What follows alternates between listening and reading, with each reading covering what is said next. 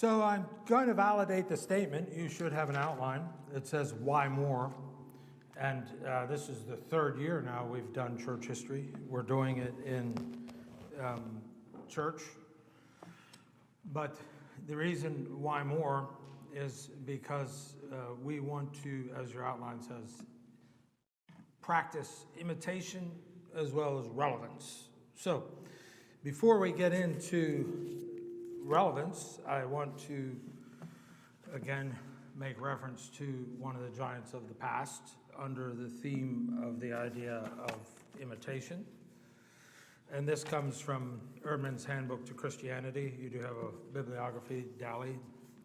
The great Venerable Bede, they called him. He was a middle-aged monk. And this article about him by Harry Rosenberg says, Bede, 673 to 735, the most talented historian of the early Middle Ages, spent almost his entire life in monasteries, Wearmouth and Jarrow in the north of England, where by the 8th century a vigorous Anglo-Saxon culture was flowering. But it's his statement that's going to lay the foundation for why I want to drive home the importance of what we're going to do. And he says this, in quote, if history records good things of good men, the thoughtful hearer is encouraged to imitate what is good.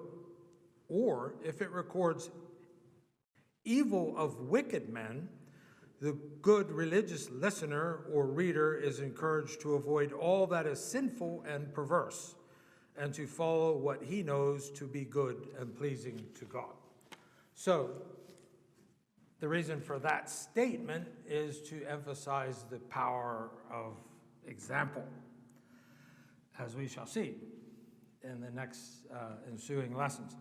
So that's imitation. But I have another word there, relevance, which is even more near to my, let's just say, heart and desire as we go through this again, a little bit different way, is because we want to be able to reflect on the past and walk it through and say that this means something to me. It's just not history accumulated. And many people make that mistake. Hitler made that mistake in World War II when he invaded Russia. It's a long way from Berlin to Moscow, and Russian winters are cold. Napoleon made the same mistake probably a century and a half earlier, and they both paid for it. So in Adolf Hitler's case, I suppose that he wasn't the greatest student of history, but nonetheless, the wiser move would have been to not do it at all, but nonetheless, he did it. So when we start talking about relevance, we're going to reflect backward, and all of these different aspects of what we're going to talk about, we're going to connect, all right? So I'm going to give you two scenarios to drive my point home. So here's the first one. And we were homeschoolers. We homeschooled 6 of our children. So if I add a little bit of flavor to the illustration, it's not to be offensive to anybody. But here is the typical home church, all right? And you know about them. You know people that have home church. And that's neither here nor there, whether it's good or bad. But this can be the mindset. And there may be some homeschoolers mixed in, okay? Because we're very independent people, in a good way, independent thinking people. But it could go like something like this. Well, it's just us here. It's just the Bible. That's all we need.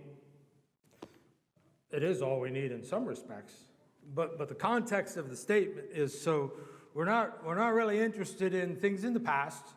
We're not really interested in what's been taught before. Now, if you're a good homeschooler, you don't buy that. You say, oh, no, and you have a good curriculum that incorporates that. But my point is, there's a fallacy to that concept that says, well, we don't need any instruction from the past. We don't need any commentary. We don't need any history. We're just going to look at the Bible and figure out what it means for us. Well, the problem with that is again, that mindset says, I don't need to stand on the shoulders of tradition in the church, okay? From the first century right to the present. I can figure this all out myself.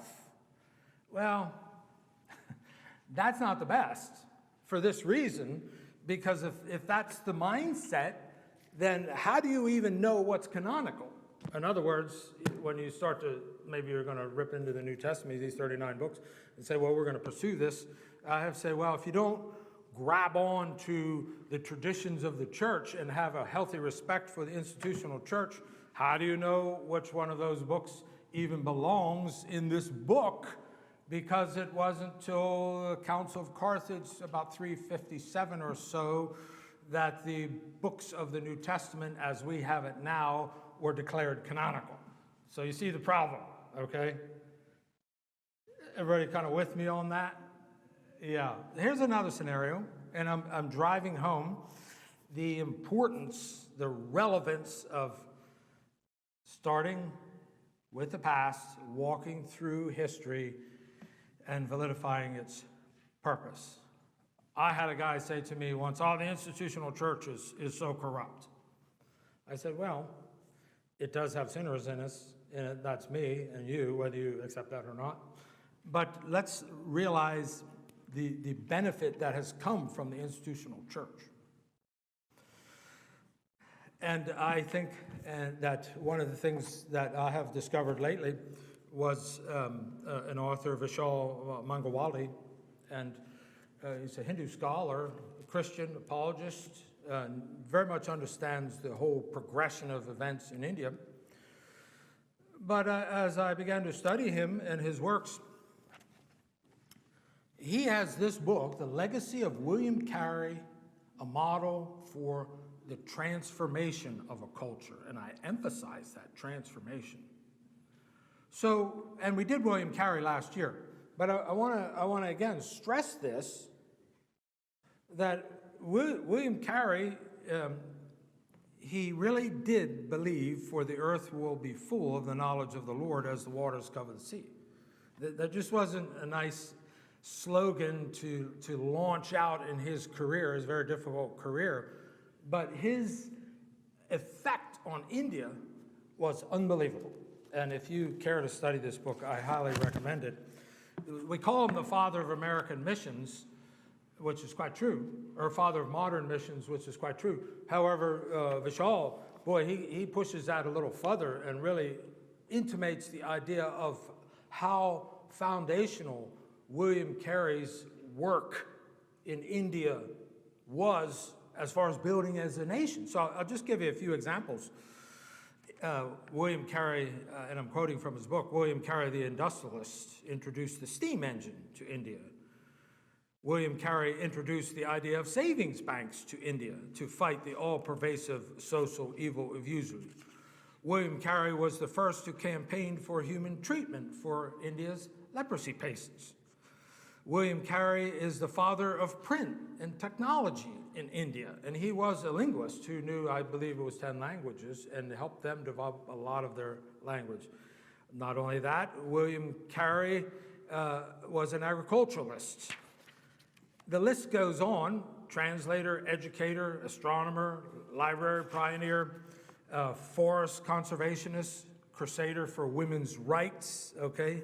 He fought tenaciously against some of the practices that came out of that tradition.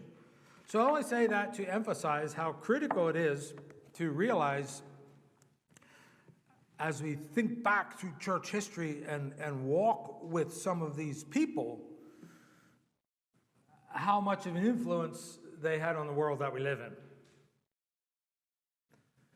So that's my two, let's just say, sword thrusts to get you to think that this study is very, very relevant for our pursuit.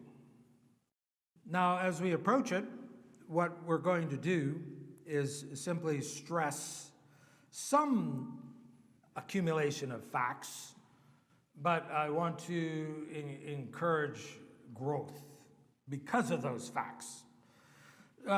So what that means, as we talk about a variety of things, we're going to lay this out. It does mean that there may be a young person sitting in here that's sitting through church history, and maybe as we make allusion to someone like Adoniram Judson, missionary to Burma, who we did last year as well, or many of the others. Mary Slessor of Calabar went to west coast of Africa, that their hearts will be stirred.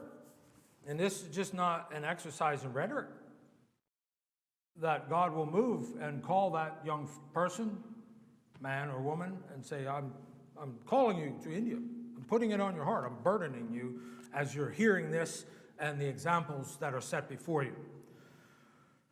So that's the direction we want to pursue. Is not just the accumulation of knowledge. And the way we're going to do it, and you should have your outline there,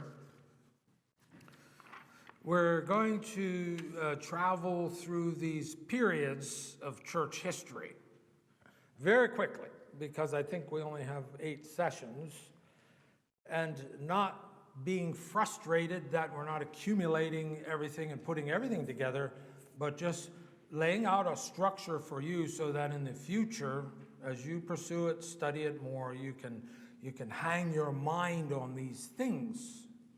So the first period is about 32 to 100, and we're going to touch that tonight. And this is the fullness of time arrives, and it emphasizes the time of the coming of Christ was just perfect culturally.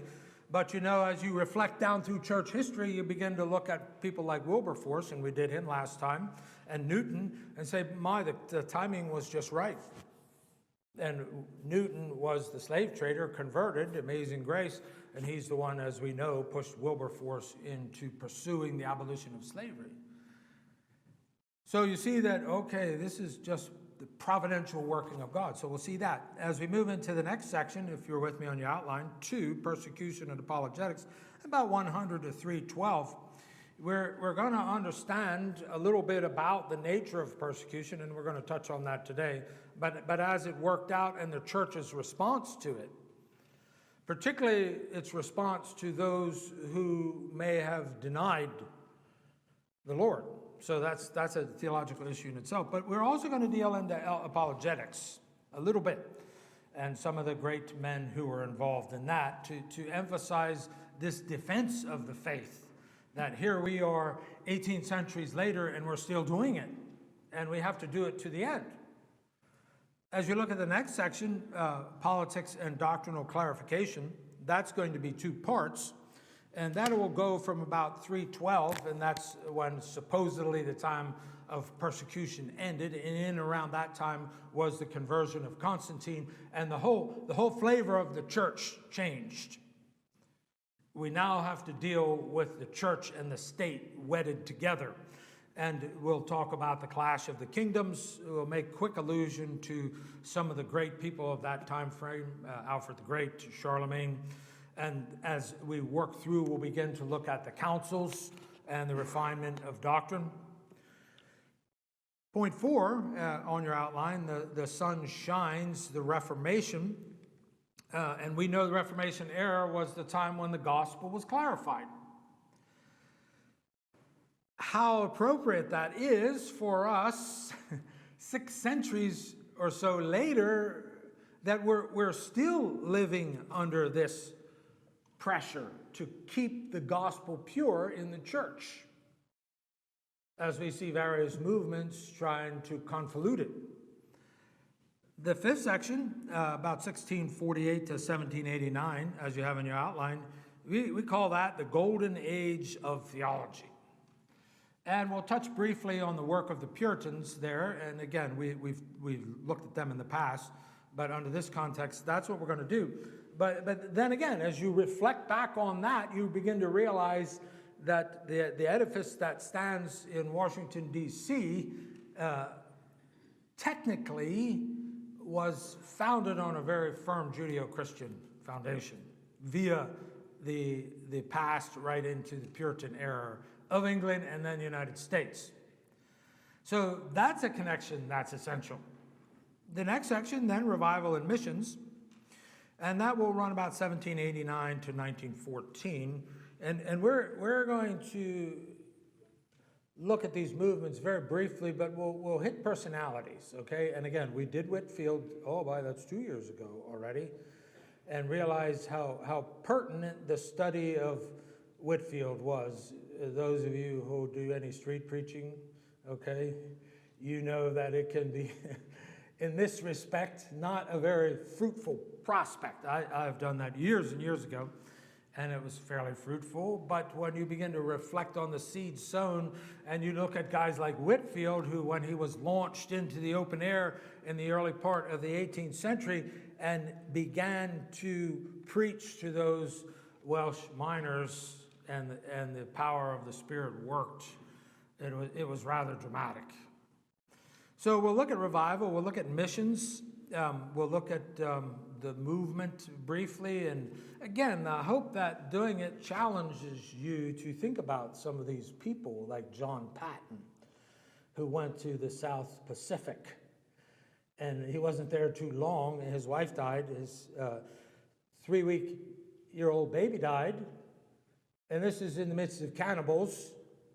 So these were people of a cut of a different cloth, in a good way, and as we reflect on them, it should challenge our fervor in that enterprise. And then finally, we'll look at point 7 there, expansion and contraction, 1914 to about the present. And as you think about that, we'll just kind of take a quick look in the world and realize, wow, look at Europe now, England over onto the continent, very dark, very dark. And that was the era, the place of the Great Reformation. But then you look down into the Middle East and you see the light shining. So again, all those considerations that I've mentioned are just kind of a tip of the iceberg of the way that we want to start thinking as we pursue this. So here's what we want to look for, and go back to your outline, please, is just the continuity of history. And here's an example of that. So next time we're going to talk a little bit about just the nature of the early New Testament church, all right? And some of their practice and form, and this is what, and again, not denigrating the example I gave of those who want to create a purist home church. They kind of fall into this idea that, well, we want to do everything the way the first century church did it, all right? And again, I believe that's a noble aspiration, but as we follow the progression of the church down through the ages, we realize that we have, to use a good term, evolved into a rather complex structure of denominations, which can be bad, but I want to emphasize how good it is, because even this particular institution here is not necessarily denominational, but it does have a theological construct that it functions under with practice, polity and practice, and that's a very good thing. So we'll learn from the continuity of history. We'll learn as theology develops, right? Battles over Christology, battles over the nature of the Holy Spirit, battles over the canon, because all of that is in way back church history past. And some folks kind of think that, well, the systematic theology that I may read now, that's been around since the dawn of time. That's not true. Some of them are a bit more dated, but when you begin to think of it, the whole stream of thought has come from the beginning as the church refined it. And then we'll do a little bit inspiring biographies. And we did that again last time, touched on Athanasius, for example, and you remember him, Athanasius against the world, literally fighting the whole Arian Empire to make sure that the church got the correct doctrine of Christ. So that's absolutely essential. And then we'll process all this in the light of the present. So we look in the past, but we want to process this because even now, as we wrestle with what the progressive church is doing, I just scratch my head and say, well, there's nothing new under the sun, because all you got to do is go back to the 1850s in Germany and the whole movement of higher criticism, and then how it moved into the next century and pretty much tore down bastions of conservative churches, and, quote, they became rather literal. So that's what we're going to do.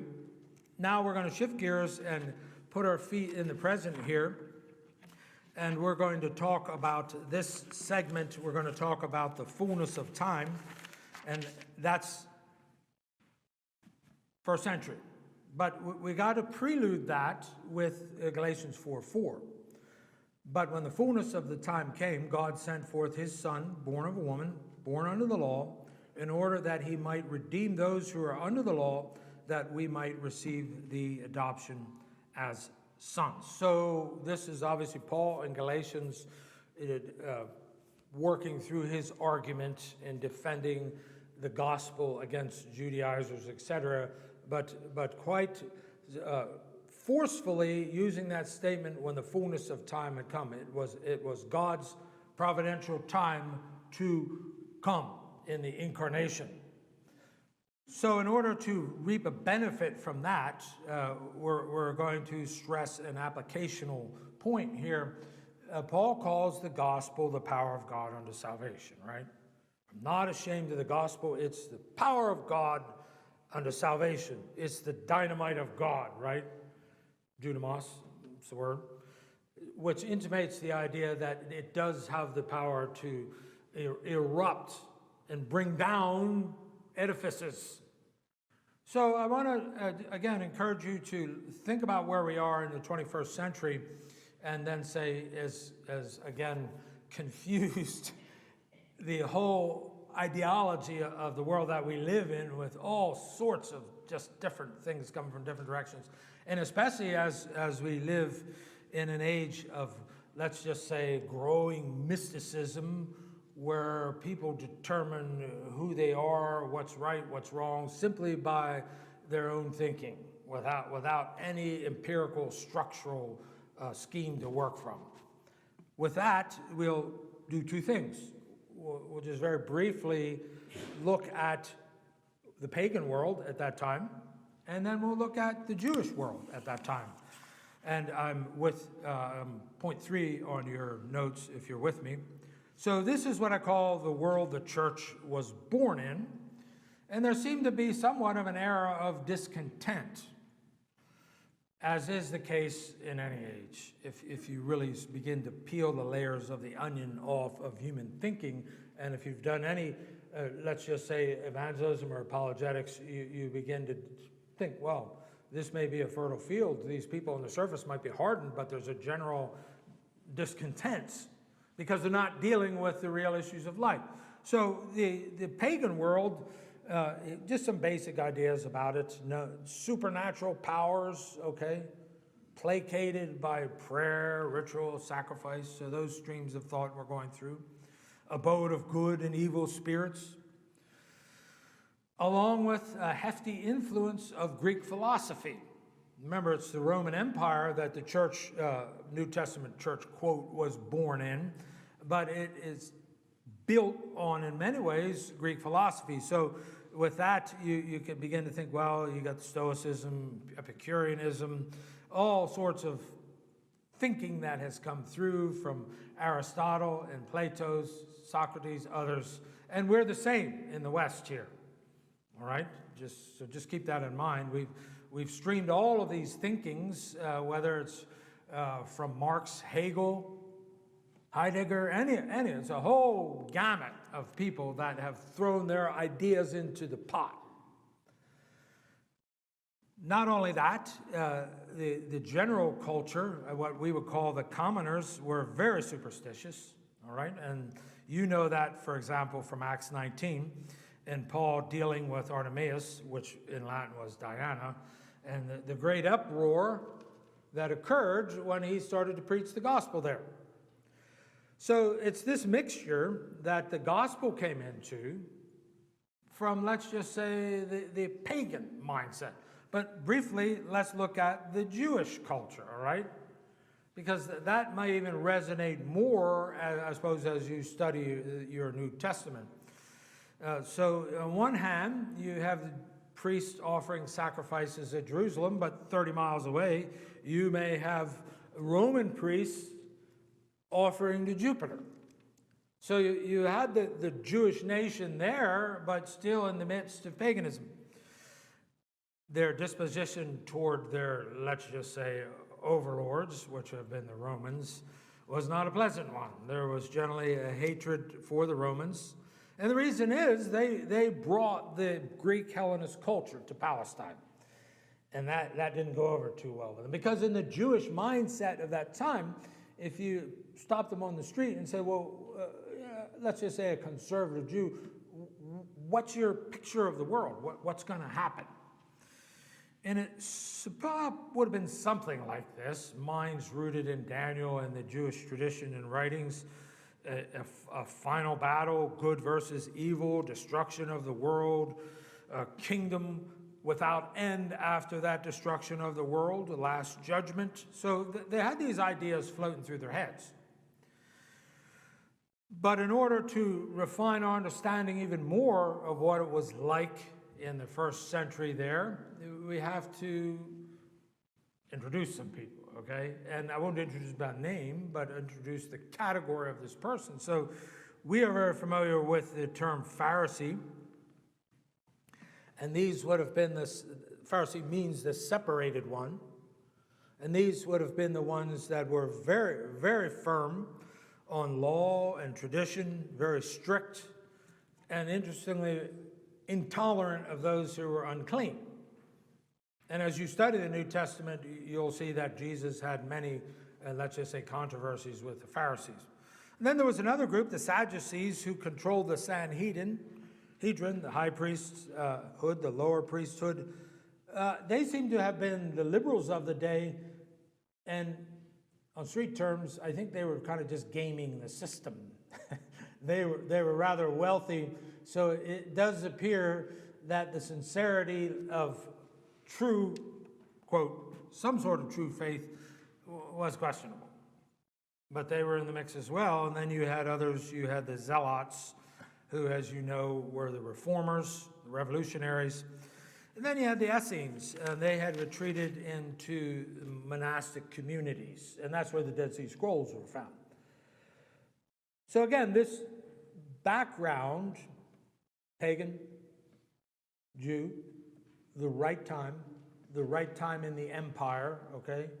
Pax Romana, relative peace, a good transportation system, the universal language, made the appearance of the Lord Jesus Christ to bring the gospel and the whole movement, the New Testament, very appropriate. But again, ideas have consequences. Then and now, we have to keep in mind that the gospel dethrones error, doesn't it? So that's an application I want you to go home with, as we've laid a little foundation for the first part of the first century there, and the church was born in the power of the gospel. So as we approach the subject now, even more with some particulars, I want to emphasize this. In the beginning of Luke's gospel, he takes these events of the gospels and he makes a very, let's just say, forceful point. And I'll read this. Luke chapter 1, 1 through 4. And as much as many have undertaken to compile an account of the things accomplished among us, just as those who from the beginning were eyewitnesses and servants of the word have handed them down to us, it seemed fitting for me as well, having investigated everything carefully from the beginning, to write it out for you in the consecutive order, most excellent Theophilus, so that you might know the exact truth about the things you have been taught. So the gospel record is history, okay? And as we approach church history, we're walking through history, okay? That's I'm emphasizing this, and you really need to get that to think, again, to realize these events are an extension of what happened in the first century in many different ways. So as theology develops to the present, we're viewing the past, but I want to take a little bit of a hermeneutical aside here to make what I consider 4 very cogent points about these events and then as we build our study on these events, and number one, we want to emphasize the way the Gospels were written, okay? Not the collection of the material, that's another subject, that's canonicity. But I want to emphasize again the arrangement of the time frames. As you would just read them with a cursive reading, you could pick a general one up, but if you pursue a harmony of the Gospels, which you have a good study Bible, is probably in the back of your study Bible, and as I hold this one up here, you see the four Gospel writers, Matthew, Mark, Luke, and John. You can't see it, but I'm just validating the fact that it's probably in your study Bible, and it lines up the course of events as they occurred. And you may say, well, what relevance is that to our understanding of the text as well as church history in general? Let me just give you this example, as I've oftentimes done it. If you were in a harmony of the gospel, you would realize, as this harmony is, and they're pretty much generally the same, the public ministry of Christ from the first to second Passover, the first major teaching of Jesus is you must be born again, okay? Most people say, well, it's the Sermon on the Mount. No, that's well on into his ministry. But the reason I point that out, so now as you begin to study the Gospels and line up the whole presentation of truth with a very cohesive timeline, then you can start to pick it apart and formulate it in your own thinking. And when you approach the Sermon on the Mount, you say, wait a second, Jesus is not teaching self-righteousness here. He is teaching what the new man looks like as he's pointing to the Pharisees. But the relevance to that, just basic example, is now that as you look down through history, in church history, and you start to just pick apart doctrine, you have a structure to work from. Here's another one, the journeys of Paul. The three journeys of Paul, as they're laid out in Acts, and then consequently the ending there. And as you work through his epistles and where they fit in those journeys, that also gives you, let me just say, more insight into what we call progressive revelation and progressive redemption. Very, very important, two critical lines of thought as we walk, or let's just say ride, because that sounds more like a railroad illustration, on those two rails, but you begin to unpack the information along those lines. But another event that is critical to this is the fall of Jerusalem, 70 AD. And you may say, well, our eschatology, whatever flavor you may choose, within the confines of orthodoxy, definitely has something to do with this, okay? And as you interpret it and come to your own eschatology, and then you walk through church history, you will realize the significance of this and how many, let's just say, events were contingent on that. And then finally, the whole Great Commission. When you think of the Great Commission as an extension of what happened in the first century church, two questions come up, don't they? Well, what does it mean to make a disciple?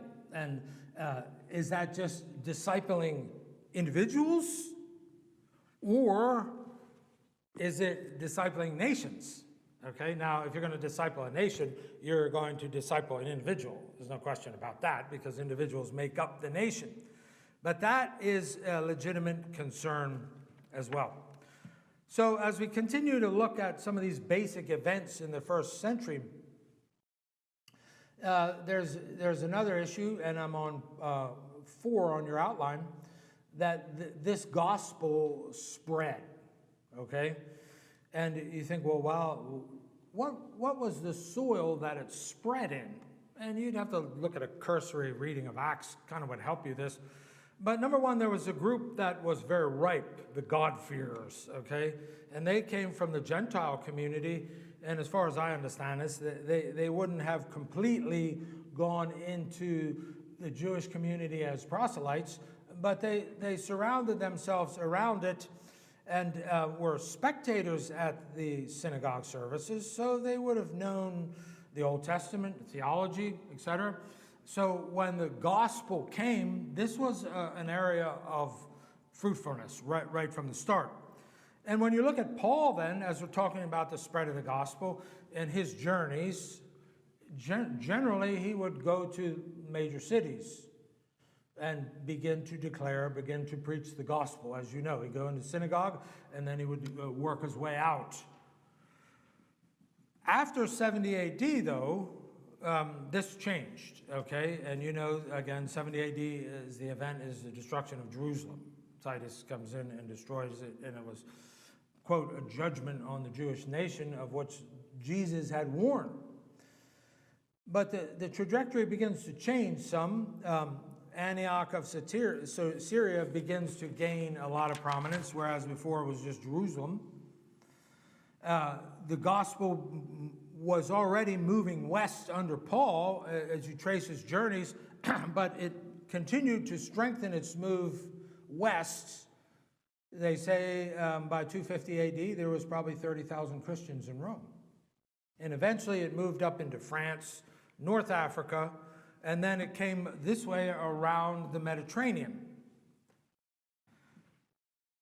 The question that we want to ask ourselves now is, considering the first century, is what is it about this message, this crucified God-man that rose from the dead, that began to shake the foundations of civilization and was born in that area, Jerusalem, and very quickly permeated the known world?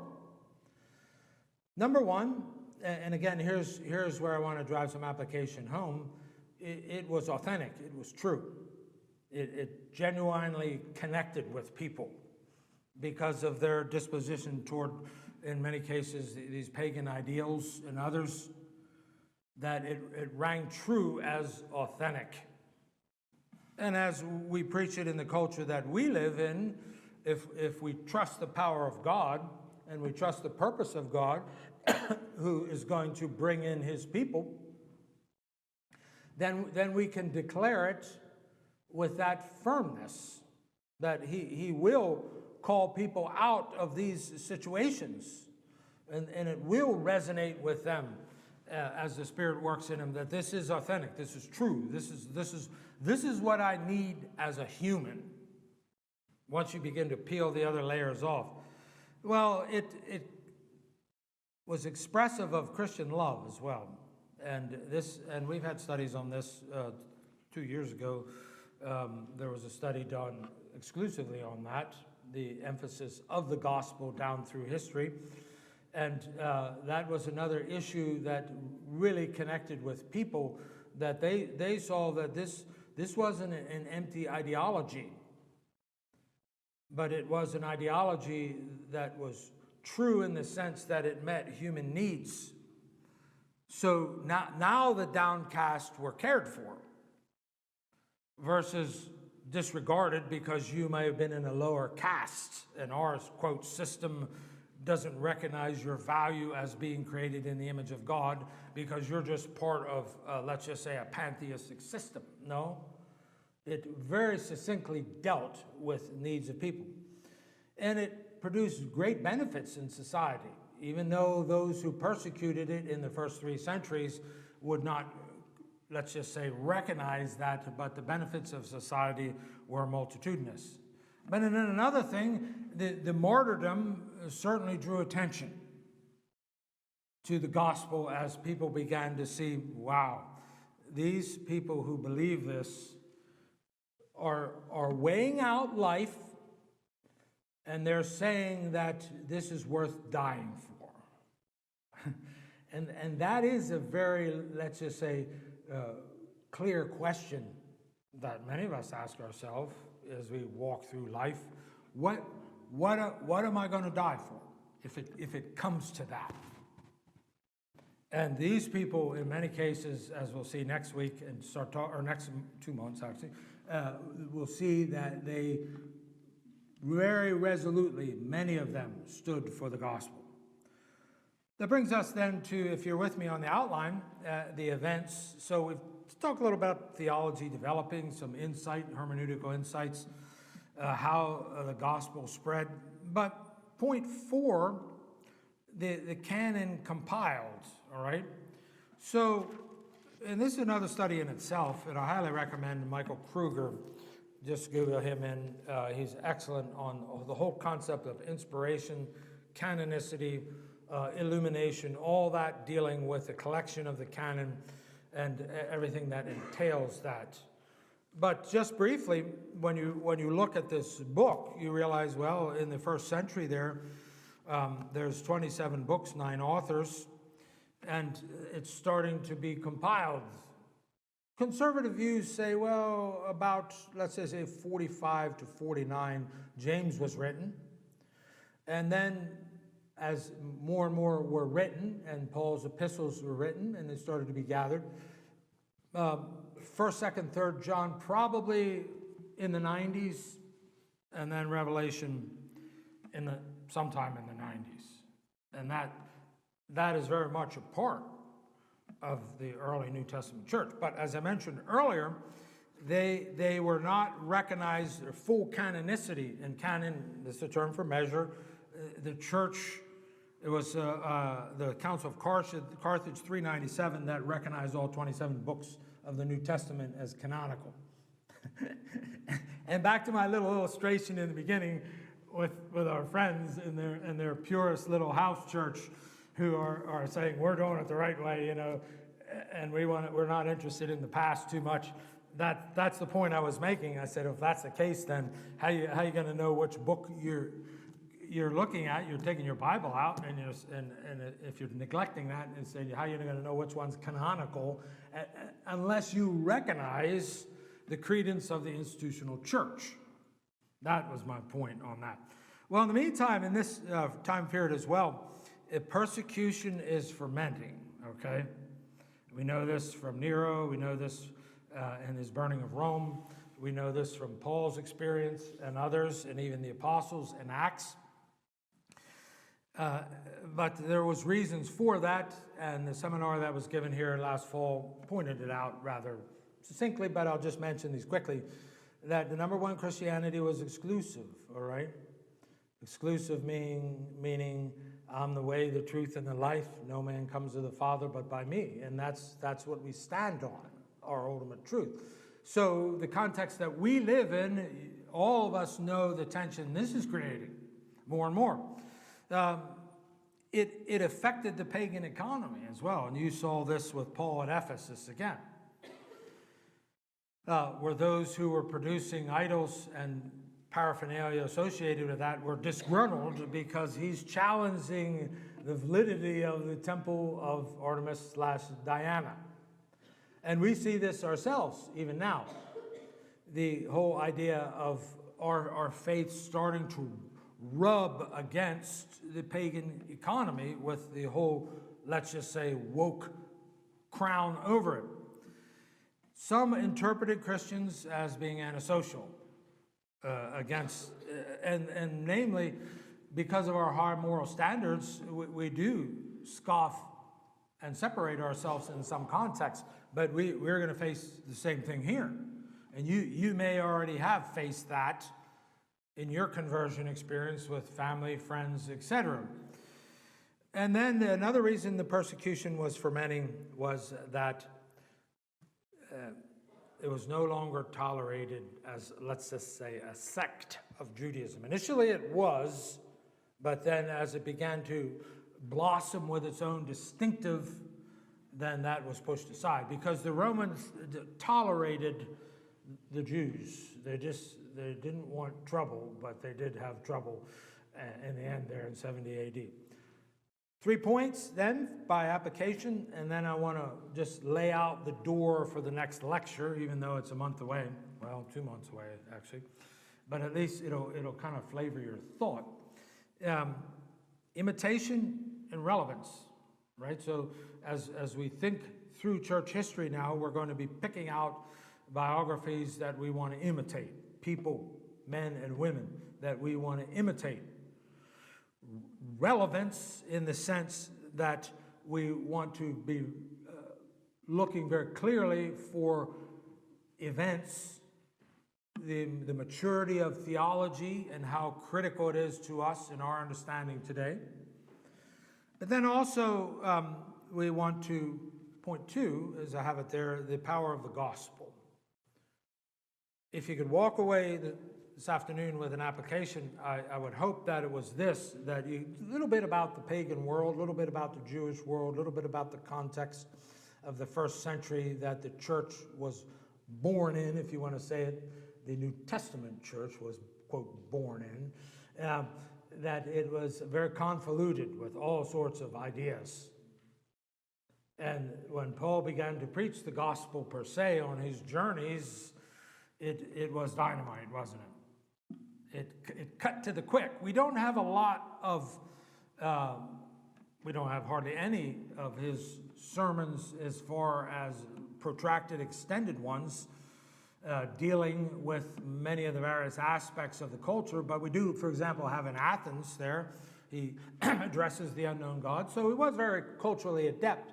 But I'm just reminded of Paul's words in the beginning of 1 Corinthians that he came in power, right, in the authority of God, not in the, quote, wisdom of men. That doesn't decry the idea that we don't study, that we don't use apologetics to understand what people are thinking. But it does kind of underline the idea that he came with, this is the gospel power, and it can cut to the quick. And then the last point I want to emphasize is that the foundation has been laid, okay, in the first century. And I gave you some just hermeneutical pointers that you can run with to begin to, as we think through some of the events and the maturation of theology through the next centuries, that we can touch on those. So the window then for the next lecture, and again, that will be in 2 months, and this will be the time frame of 100 to 312. So we'll start looking at persecution, and we will talk about Polycarp, and most of you know who he is in 150, and his classic statement to the emperor when he was challenged to deny Christ. We'll talk about the false gospels, and whether it's the Ebionites, who Jesus is just a man, or the Docetics, oh no, he was just a mirage, a spirit, or the Gnostics, which we see the vestiges of it today in many forms. We'll pierce those a little bit, but I want to just when we do that, we'll touch base with just some of the writings, particularly of Paul, where in the back of his head are these heresies to some degree or another, at least as they were starting to mature. We'll talk about canonicities and the Apocrypha. We will look at some great men, Ignatius, Irenaeus, Tertullian, Origen, who was quite the odd duck. And once we begin to look at him, you'll realize, this is an interesting character. I'm not sure we would have let him in our pulpit, but yet he is a major figure in the early church. And then we'll work our way right up to 323, Constantine, and that's the pivot. That's the end of the era of persecution, and now we see the church is blended and becomes very, very political. I have at the bottom of the page a bibliography, a lecture based on that. But the third work there, if you take your page there, Shelley, Bruce Shelley, Church History in Plain Language, that in my opinion is about the best book you can read on church history if you've never read anything on it and you don't want to pursue it in an overly scholarly way. Add to that, when you get on YouTube, there's multitudinous just documentaries, even and any on Vision Video you get on, and you can get all sorts of courses on church history, and even as what we're doing here on a Sunday morning is very, very helpful. So that concludes the lecture.